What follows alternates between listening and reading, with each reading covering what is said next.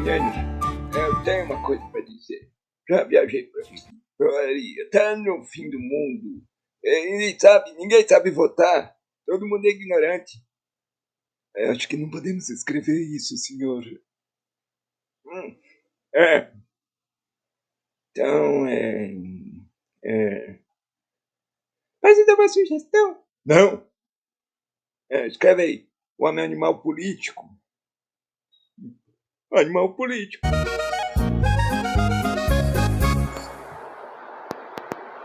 Muito bem. Então, para iniciarmos a compreensão sobre a filosofia de Aristóteles parte do seguinte princípio. O que nos diferencia de outros animais, né? O que nos torna diferentes. É claro que aqui o Aristóteles não está se referindo, obviamente, né, à nossa aparência física, mas sim à nossa essência. Então, o que essencialmente nos diferencia de outros animais? E aí Aristóteles observa que as nossas características, nossas peculiaridades, e aí ele percebe que, por exemplo, existem outros animais que também vivem em grupos, que são sociáveis, mas esses animais, eles não necessariamente têm consciência de que isso acontece. Eles simplesmente seguem aquilo que sua natureza, o seu instinto, os predetermina a fazer. Enquanto que o ser humano, ele pode optar por qual grupo social ele quer fazer parte, assim como ele pode também alterar esse grupo social. Por quê? Porque o ser humano, diferente de outros animais, é um animal que tem a capacidade de raciocinar, tem a capacidade de pensar por conta própria e de tomar suas próprias decisões, diferente de um animal que, por exemplo,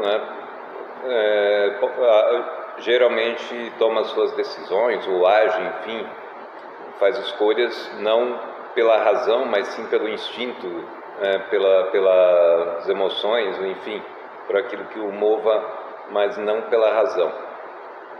Ou seja, daqui nós temos a expressão de Aristóteles: o homem é um animal racional, certo?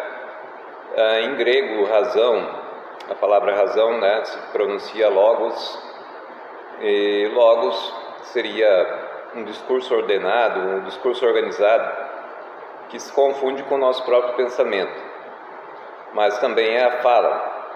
Então, em outras palavras, logos seria a voz da razão, a voz do pensamento.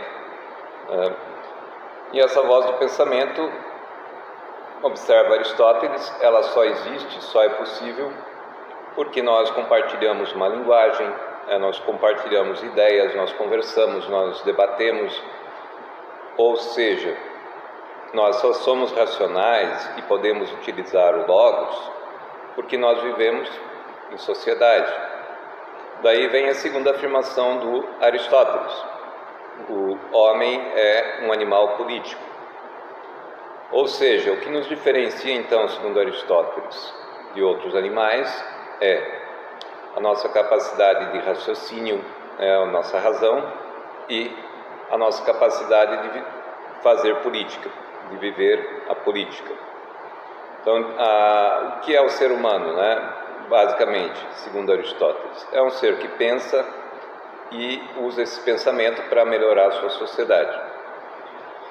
Então aqui o Aristóteles vai colocar uma ética teleológica na sua filosofia, afirmando que, no fundo, o ser humano, de modo geral, ele quer o seu bem, mas esse bem ele não é possível se esse ser humano for preocupado apenas com seu próprio bem, uma vez que a sua felicidade, ela não depende só de si mesmo. Sua felicidade está entrelaçada com o corpo social ao qual ele faz parte. A visão de Aristóteles coloca o ser humano como um ser indissociável, quer dizer, inseparável do grupo social ao qual ele faz parte. Aristóteles coloca aquele que não vive em sociedade, aquele que não vive na polis, ou é um bruto, quer dizer, ou é um selvagem, um animal selvagem, ou então é um deus do Olimpo, que não precisariam viver em sociedade. como o ser humano não é autossuficiente, Aristóteles coloca essa observação. O que seria ser autossuficiente? Seria você não depender, né, de nada e ninguém para a sua sobrevivência. Como nós não somos autossuficientes, então nós precisamos viver em sociedade. Somos animais políticos. E precisamos que essa sociedade seja cada vez melhor. Então, portanto, a ação política deriva disso. Abraço e até